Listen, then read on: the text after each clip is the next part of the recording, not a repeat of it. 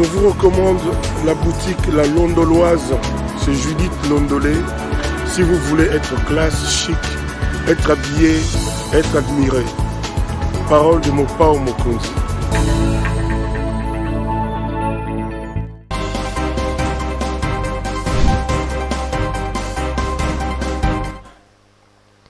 Madame, Messieurs, bonsoir ou bonjour, ça dépend du lieu et de l'heure à laquelle vous nous suivez. Je suis heureux de vous retrouver pour ce nouveau numéro de l'émission Décrit Info, ce magazine d'analyse d'actualité politique, sociale, économique, juridique et même religieux que nous avons lancé ici à CPL Télévision.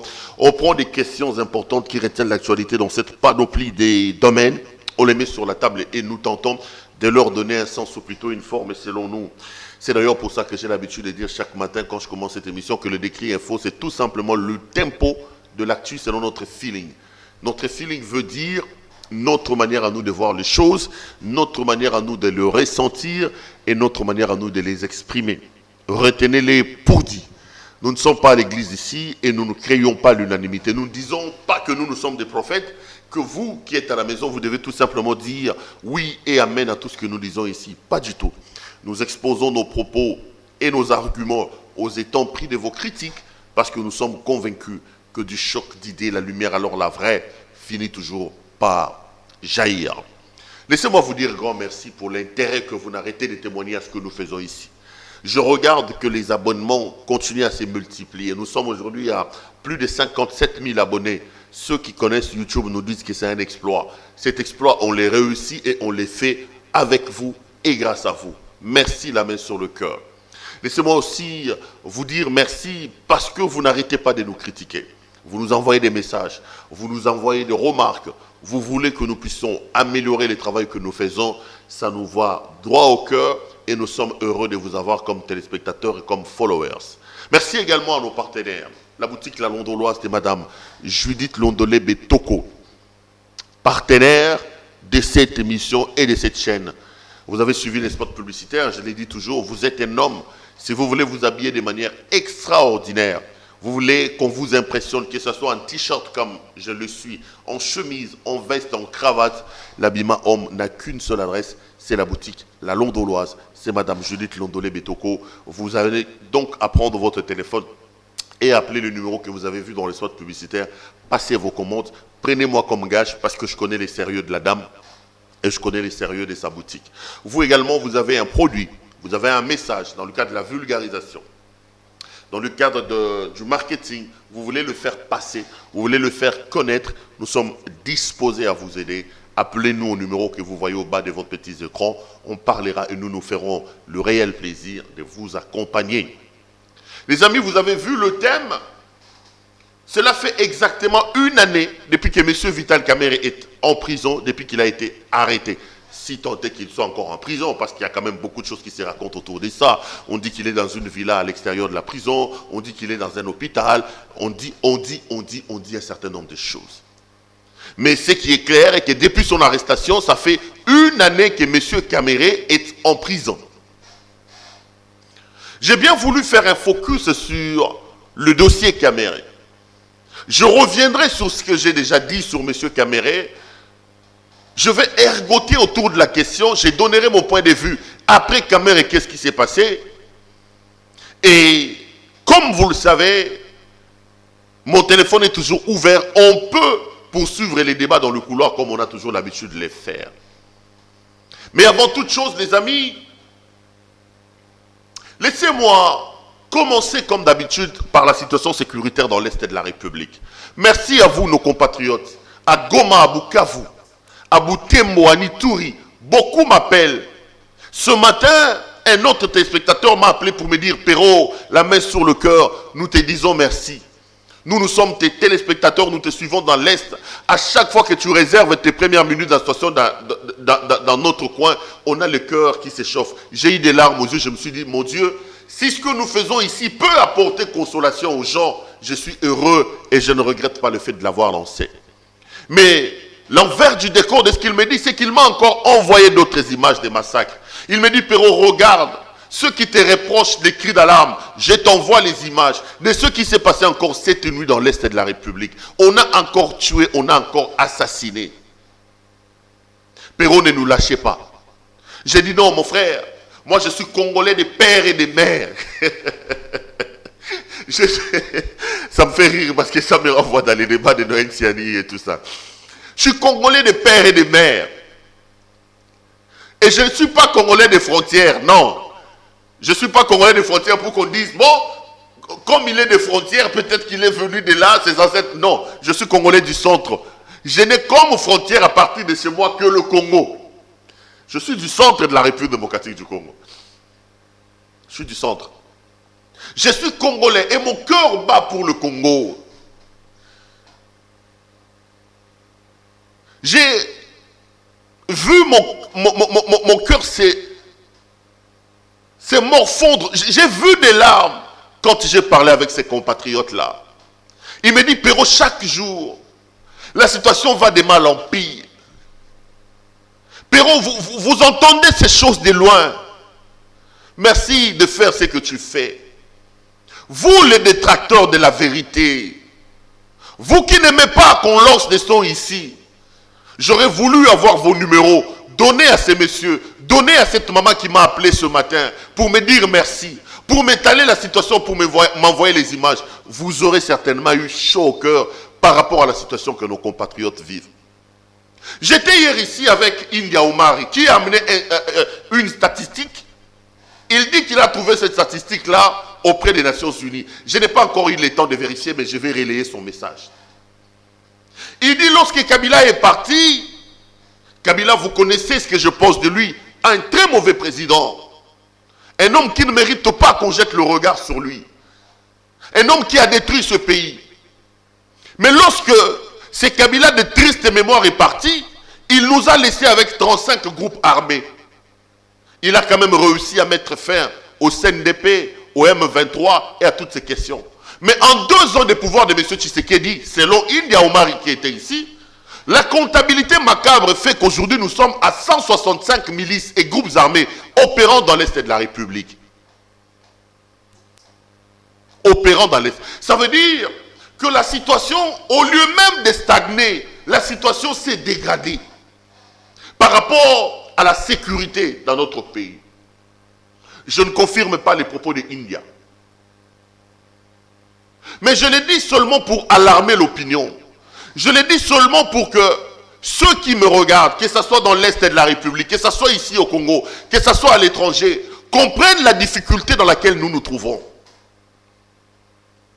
Je l'ai dit pour alerter l'opinion. Je voudrais être un lanceur d'alerte. On dit qu'aujourd'hui nous sommes à plus de 165 groupes armés. Et ces groupes armés pillent, tuent, violent chez nous en silence. Et en toute impunité. Je suis Congolais et j'ai dit, si je peux apporter ma pierre de contribution pour que la situation change, je travaille à la télévision, mes instruments de travail c'est le micro et c'est la caméra. J'aimerais vraiment mettre en contribution ma caméra et mon micro pour alerter l'opinion. Pour alerter l'opinion.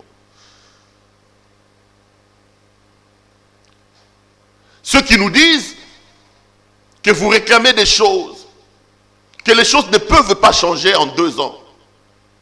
Ceux qui nous disent que le président n'a pas une baguette magique, entrez en contact avec nos compatriotes qui sont dans cette partie-là. J'aimerais qu'on vous mette là-bas. Vous là. Oyoki masa c'est l'homme qui n'a tongo ta ta ta ta ta ta. Oyoki ba benyo ba bino, ba to wakota ke patata mwasi na yo, ba bomi 8 personnes. Après Monisco Moutoumora les na TV lobi bolingi nini. Qu'est-ce qu'il peut faire dans 2 ans? Quel miracle? C'est une situation qu'il a trouvée. Nous ne disons pas que c'est le président de la République qui a créé cette situation, mais nous sommes en droit de lui réclamer des choses. C'est lui le président de la RDC. C'est lui qui a prêté serment devant la Constitution pour nous sécuriser. Vous voulez qu'on aille où? Vous voulez qu'on parle à qui? Vous voulez qu'on lance notre cri de cœur, d'alarme où? Le président, c'est lui le commandant suprême de FARDC. Le président, c'est lui le commandant suprême de la police nationale congolaise.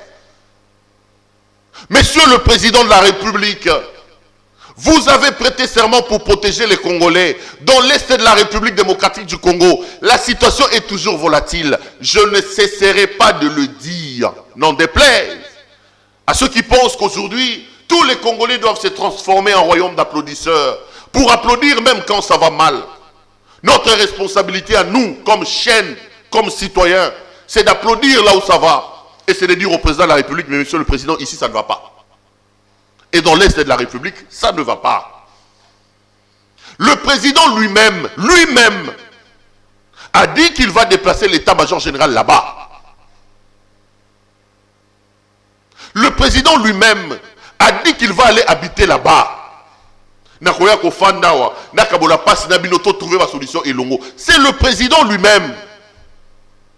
Le président a dit quand il était encore candidat qu'il était arrivé là-bas et il s'est posé la question, comment on peut être fier d'être président des gens qui vivent cette situation sécuritaire? Mais ça fait 2 ans, un peu plus d'ailleurs qu'il est là, la situation elle est toujours chaotique.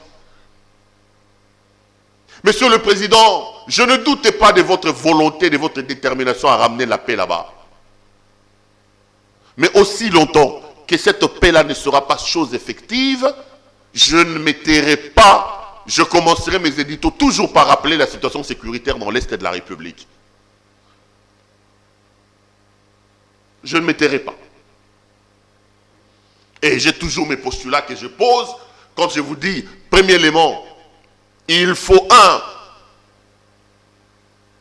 réformer l'armée de la République démocratique du Congo. Nous devons absolument avoir une armée républicaine, une armée professionnelle, une armée dissuasive pour protéger le Congo dans sa grandeur, nos 2 345 000 mètres carrés de superficie, mais aussi nos richesses, parce que nous sommes na croisé un chemin, il y a convoitise, il y a bateau.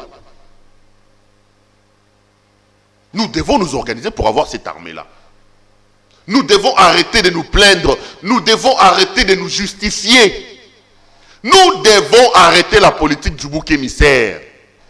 Deuxième élément, j'ai dit qu'il faut, et alors il faut que tous soient capables d'identifier ma menace, c'est-à-dire pour moi les menaces, ce sont les tireurs de ficelles de la situation, tous soient capables d'identifier bango, de traquer bango. Capable de traquer bango et puis de punir bango. C'est tout réussi qu'on a mis balai. Tokolonga. Bandeko, je suis venu parler un peu de la situation. Voilà ce que j'avais à dire par rapport à la situation sécuritaire dans l'Est. Je rappelle que ce qui est talité Mbogomona Ketolo Bamagambo, il y a une année, il y a Kamere. Il y a une année, monsieur le directeur de cabinet du président de la République, monsieur Vital Kamerhe Lwakaningini Kingi, a été arrêté, accusé notamment de détournement des deniers publics dans l'affaire 100 jours, ce qu'on les appelait 100 jours. On a suivi les procès en direct, on parle de 57 millions de dollars américains, que Kamerhe aurait aidé à sortir du trésor public avec Jamal pour des maisons préfabriquées. On a suivi les procès et une année après le procès, M. Vital Kamerhe a été condamné à 20 ans de prison. Là où nous sommes, Kamerhe est allé en appel et son procès en appel s'était ouvert, mais je crois que ses avocats ont soulevé quelques exceptions. Vous connaissez que la procédure judiciaire est un peu longue. Il va falloir que le tribunal vide d'abord les exceptions par devers lui plutôt déposées par les avocats de M. Vital Kamerhe et le procès va se poursuivre. Je ne suis pas là. Je n'ai pas envie de refaire le procès Kamerhe parce que j'ai fait plusieurs émissions ici sur ces plateaux dans lequel je disais que pour moi, le procès Kamerhe n'est pas un procès politique. J'ai eu le temps de suivre le procès. J'étais scandalisé de voir l'amateurisme, des faits rocambolesques, la manière la plus... Je ne sais pas comment il faut que j'exprime ça. Oyo ba Congolais ba ko dépenser mbongo, ba ko gérer mbongo. C'est-à-dire que Kamerhe dans son bureau, il pouvait ordonner mbongo bimi la caisse à l'État. L'argent pris dans les trésors publics, comptable à Zuyango, ça ne passe même pas par la présidence. quelqu'un dit Bolandangaï, Balandie, dans sa maison, on compte l'argent dans sa maison, on dépose dans sa maison. J'étais scandalisé, j'avais froid au dos, les amis. Je ne viens pas ici plaider l'innocence de Vital Kamerhe. Parce que je reste convaincu que M. Kamerhe n'est peut-être pas ou n'est pas innocent des choses qu'on lui a reprochées. Mais une année après, j'ai eu l'impression que l'état des droits qu'on est en train de nous claironner ici prend de plus en plus des allures folkloriques, les amis. L'état des droits est un état dans lequel tous nous sommes soumis à la puissance de la loi, des textes, des principes. L'état des droits, ce n'est pas des procès spectaculaires. J'ai l'impression que les tenants du pouvoir actuel justifient l'installation de l'état des droits par des procès spectaculaires. Non. C'est un pas que de dire aujourd'hui, il n'y a plus d'efforts. Les forts peuvent être inquiétés. Ça, c'est une bonne chose. Mais je crois que l'on doit aller au-delà. Aller au-delà, pour moi, c'est réformer de fond en comble l'appareil judiciaire de la République démocratique du Congo. Aller dans nos parquets, aller même assister à des procès, lisez des jugements. J'avais un professeur de droit qui me disait, mais des fois quand vous lisez un jugement, vous vous dites, mais est-ce que ces juges a-t-il fréquenté la faculté des droits comme nous? Tambo Mwamba parlait de la règle des 3 V. V comme voiture, V comme vêtement et V comme villa. Une règle encore en vigueur dans le couloir de nos cours et tribunaux, où ce sont les plus forts, les plus offrants, qui sont même capables de se faire confectionner des verdicts et des jugements. Cette situation n'a pas encore changé. Pour que nous ayons véritablement un état de droit, le Congo doit être capable de mettre ses magistrats, de mettre ses juges, de mettre son appareil judiciaire à l'abri du besoin. Mais aussi et surtout, nous devons faire de notre mieux pour activer la sanction et l'inspection au niveau de nos cours et tribunaux. Les juges ne doivent pas croire que leur indépendance, ils ont le droit de décider sur l'avenir de quelqu'un, mais ils doivent le faire selon les prescrits de la loi, selon les principes. Il faut que les organes chargés d'enquêter sur le travail des magistrats, chargés d'enquêter sur des jugements rendus, soient aujourd'hui réactivés et aient des puissances. Comme ça, quand un juge rend un jugement, il doit les rendre selon les prescrits de la loi. Et il doit savoir que lorsqu'il est pris à partie, la loi qui lui donne l'autorisation de pouvoir décider de l'avenir des gens peut également se saisir de lui-même. Je reviens sur ce que je disais sur Kamerhe. Kamerhe a été condamné à 20 ans et il serait en prison, Bandeko. Les gens ont crié ici. Voici l'état des droits. Un directeur de cabinet, bravo. Mais moi, je me suis toujours posé la question. Tout en ne faisant pas l'avocat de Kamerhe, où sont les personnes qui ont été condamnées avec Vital Kamerhe? Vous le savez clairement bien que dans le procès de Kamerhe, il y avait monsieur, donc le complice de Vital, Jamal. Il y avait M. Tillmans de Robank. L'entreprise ou la banque par laquelle l'argent supposé avoir été détourné a transité. Qu'est-ce qui a fait que Tillmans ne se retrouve pas en prison? À un moment donné, il a été inquiété par la justice et à l'heure où nous parlons, Tillmans est en train de prendre son café calmement à Bruxelles. Qui a décidé de la libération de Tillmans? Sous quelles conditions Tillmans, lui, n'a-t-il pas répondu à ces procès? Tillmans avait-il les droits de sortir en cash, en liquide, des tonnes et des millions d'argent tel qu'il a fait avec Kamerhe et Jamal? Quelle est l'implication de Tillmans dans cette affaire? Point d'interrogation. Où est M. Blattner? qui lui aussi avait bénéficié des contrats dans le cadre des opérations des 100 jours. On nous a dit ici qu'à un moment donné, il a même été arrêté. Où se trouve-t-il aujourd'hui? Qui a décidé de sa libération? Point d'interrogation. Et les exemples sont légion.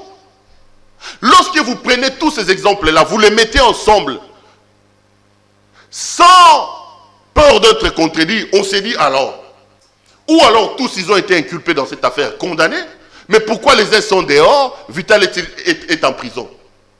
Facilement on peut dire que c'est de l'acharnement, facilement on peut dire que c'est la tête de Vital que les gens voulaient avoir, facilement on peut dire que c'était un acharnement contre la personne de Vital Kamerhe.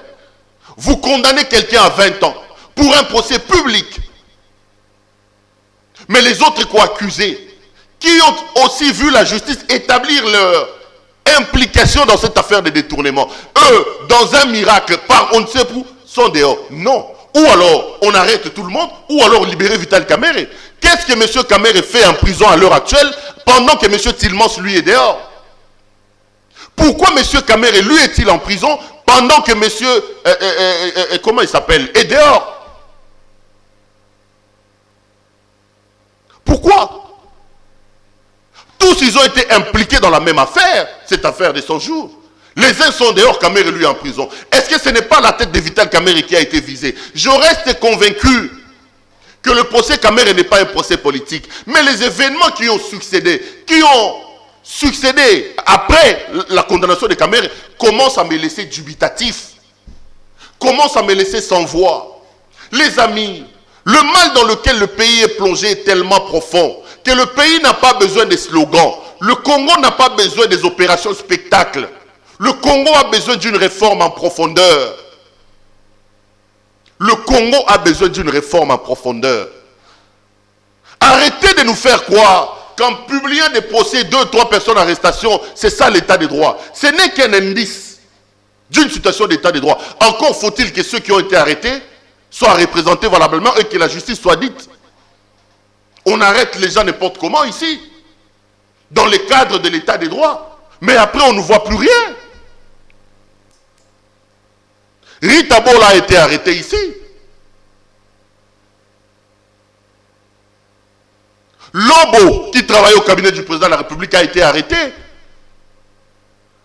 On a même arrêté Patience Aïba, qu'on a recherché comme un truand ici, de l'OGFREM. Je sais que le magistrat du parquet instruit à charge et à décharge. Peut-être que dans son instruction qui est secrète, les magistrats chargés de ces affaires-là se sont rendus compte que les dossiers est vide et creux, ils ont décidé de libérer ou de classer l'affaire sans suite. Mais ces affaires-là ont été utilisées ici comme des arguments pédagogiques pour justifier le fait que nous sommes en plein état de droit. Non, le Congo n'a pas besoin de spectacles, les amis. Asseyons-nous, posons-nous des questions et les bonnes questions. Réfléchissons pour apporter les bonnes réponses à ces questions-là. Le spectacle, les slogans ne nous feront pas avancer, les amis. Pourquoi Vital Kamerhe est-il à l'heure où nous parlons en prison? Dites-moi. Pourquoi M. Kamerhe est-il en prison aujourd'hui? Il n'a pas été condamné seul. Certaines des personnes condamnées avec lui ont été libérées. Je cite Tillmans notamment. Où est Blattner? Si c'est véritablement la justice, ceux-là devaient également répondre des faits qui leur sont reprochés. Est-ce que ce n'est pas la tête de M. Kamerhe qui dérangeait et qu'il fallait absolument coffrer? Je n'affirme rien, je ne me pose que des questions. Mais mes interrogations vont encore un peu plus loin. Quand je me rends compte l'amnésie dans laquelle nous et nos institutions sont plongées. Kamerhe se retrouve dans un contexte particulier où on attend le gouvernement pendant 7 mois. Monsieur Kamerhe signe une décision au nom du président de la République parce qu'il dit sur recommandation, sur ordre de la hiérarchie. Aucun ministre ne doit engager le gouvernement. Aucun ministre ne doit engager tel, faire des dépenses. La présidence de la République devient le centre d'ordonnancement même de l'argent. Rien ne se fait si la présidence ne donne pas son point de vue. Et pendant ces 7 mois-là, C'est pendant ce moment-là que la gabégie, que le détournement de l'affaire 100 jours explose. Ça veut dire, d'une certaine manière, que les gens ont profité d'un contexte particulier, lié notamment à la lettre suspendant, d'une certaine manière, le gouvernement pour opérer. Mais les amis, regardez. Une année seulement après l'affaire Vital Kamerhe, le Congo revit la même chose. Quel peuple sommes-nous? Est-ce que nous tirons les leçons du passé, vrai ou faux? Kamerhe est en prison parce qu'il a profité d'une situation particulière, selon l'acte d'accusation.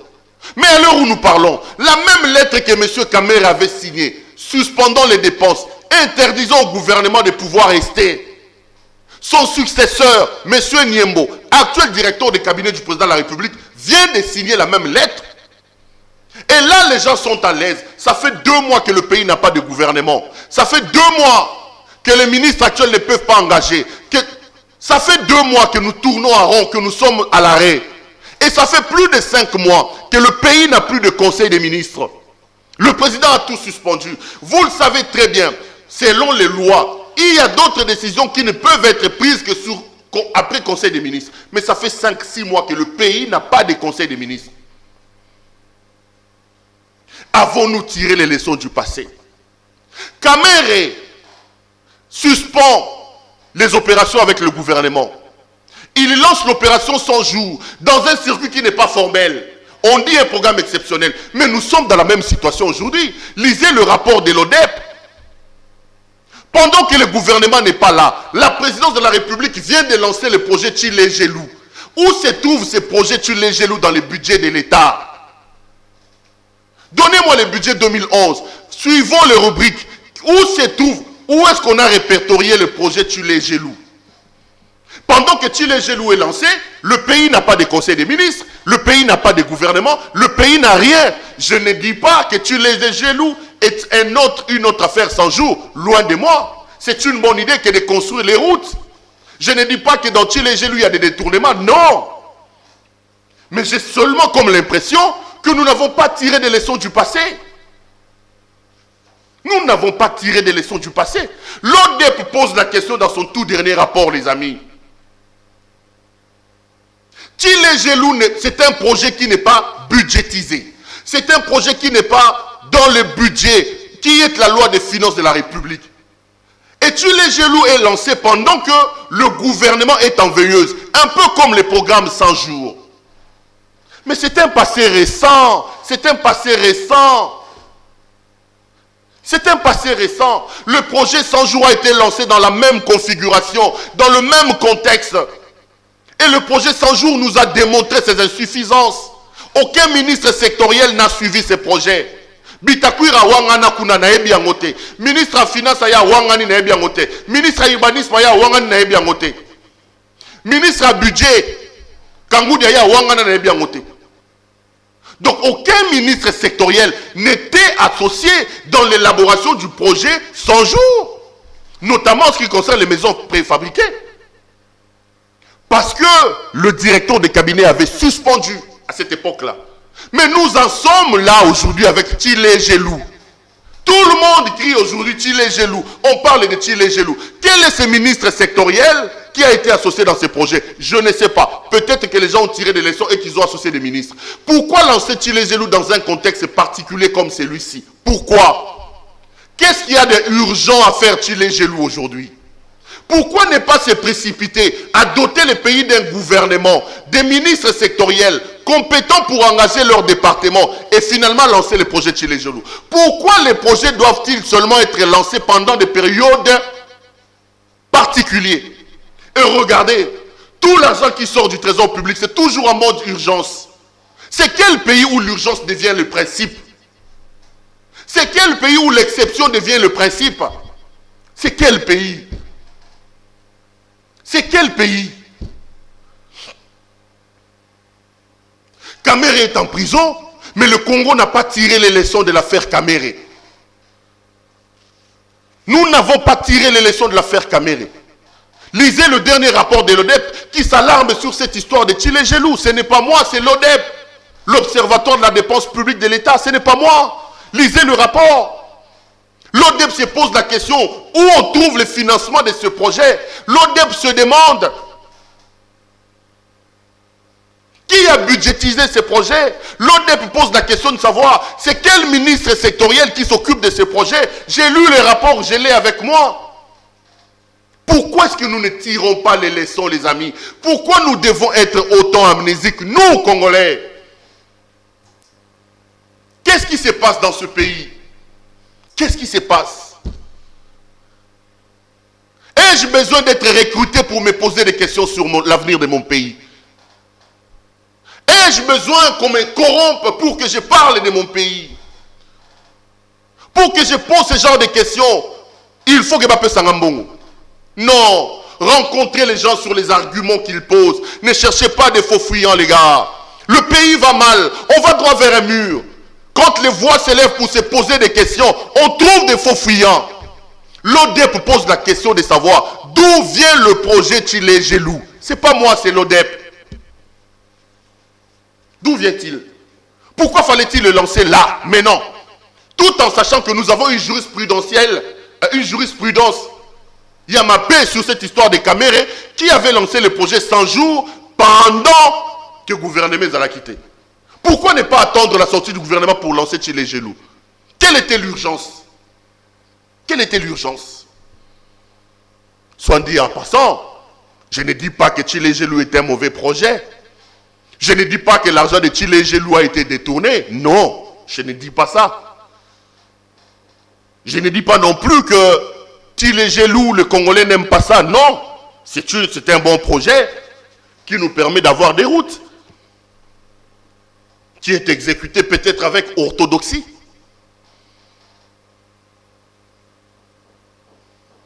Mais je me pose la question sur le caractère exceptionnel. Je me pose des questions sur l'urgence. Quelle était l'urgence? Pourquoi fallait-il les lancer maintenant, tout en sachant que nous avons une jurisprudence sur l'affaire des 100 jours? Le pays va mal, les amis. Vous avez lu le tout dernier article de nos amis belges et des libres belges. Le pays va mal. Tout est rouge. Les indicateurs sont au rouge. Et certaines personnes ne veulent pas que des questions soient posées. Certaines personnes ne veulent pas qu'on se demande qu'est-ce qui ne va pas. Ils vont trouver des faux fuyants. Le problème, ce ne sont pas des faux fuyants. Le problème, c'est de rencontrer les Congolais sur des questions et des arguments qui sont mis sur la table. Kamere est arrêté. Je me pose la question, pourquoi M. Kamere est en prison? Kamere est en prison. Je me pose la question, pourquoi est-ce qu'on ne tire pas les leçons du passé? Kamere est en prison à cause de l'affaire 100 jours. 100 jours, nous l'avons eu dans un contexte particulier où Kamere, directeur de cabinet, avait suspendu le gouvernement. Tout s'est passé à la présidence de la République. Pourquoi sommes-nous amnésiques? Kamere est en prison. On est encore dans un contexte particulier. 5-6 mois sans conseil des ministres, 2 mois sans gouvernement. L'actuel directeur de cabinet suspend le gouvernement. Les ministres ne peuvent rien engager. Le ministre ne peut rien faire. Tout se fait à la présidence. Et dans le même contexte que 100 jours, dans le même contexte Kamere, un projet extra-budgétaire est lancé, ça s'appelle Tshilé-Gelou. Pourquoi nous ne tirons pas des leçons? Pourquoi ne pas attendre la sortie du gouvernement pour lancer Tshilé-Gelou? L'ODEP se pose des questions. Qui a budgétisé ça? Qui est ce ministre sectoriel qui est dedans? Ce n'est pas Perrault Louara, c'est l'ODEP. C'est l'ODEP.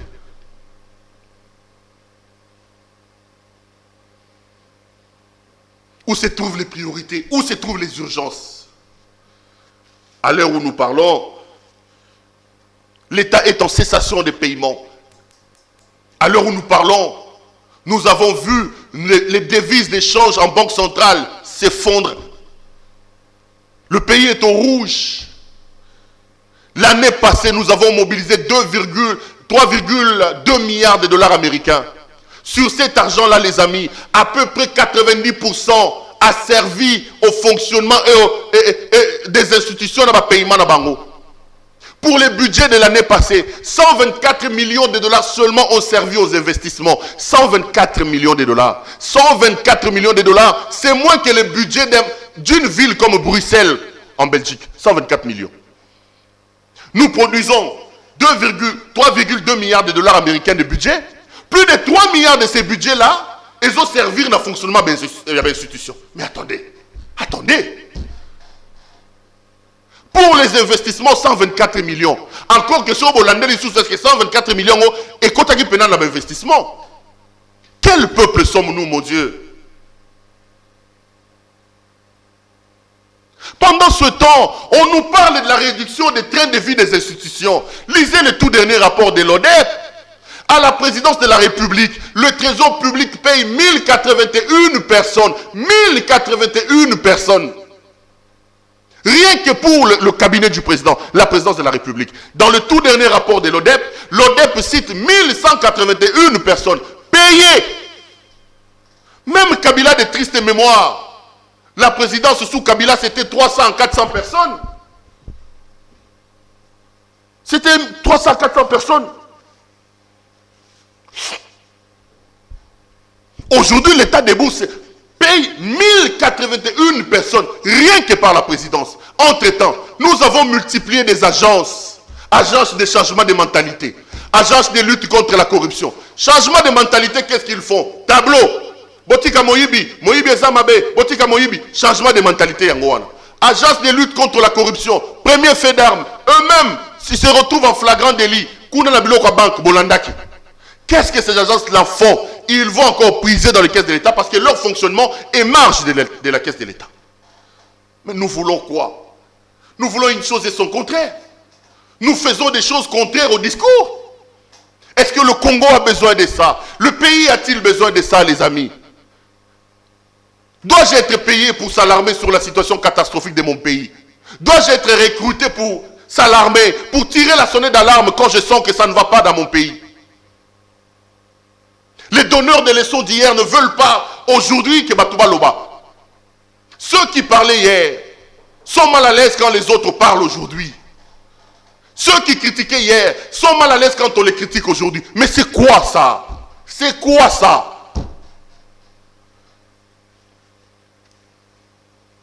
C'est quoi ça?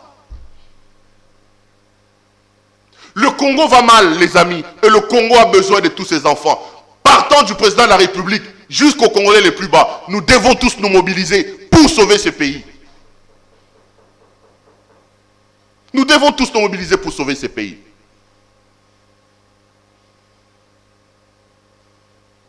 Si dire ces choses, c'est ternir l'image de quelqu'un, alors nous ne savons pas ce que nous voulons. Dire ces choses, c'est aimer son pays, c'est aimer son président, c'est attirer l'attention pour dire là, ça ne va pas. Changeons de cap. Changeons de cap. Ah bon, plus de 40 minutes. Les amis, l'émission est terminée. C'est triste les choses qui se passent chez nous. C'est triste. Je ne sais plus continuer. Je vous retrouve demain. Excusez-moi. À demain. Bonsoir chez vous.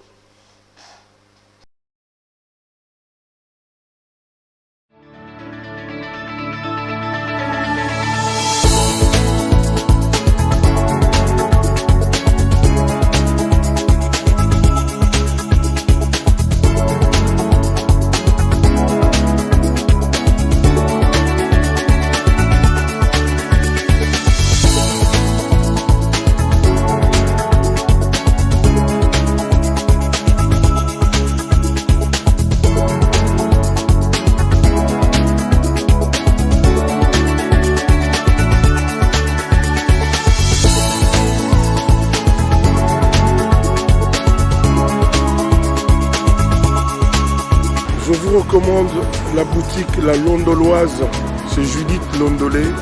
Si vous voulez être classe, chic, être habillé, être admiré. Parole de Mopao Mokonzi.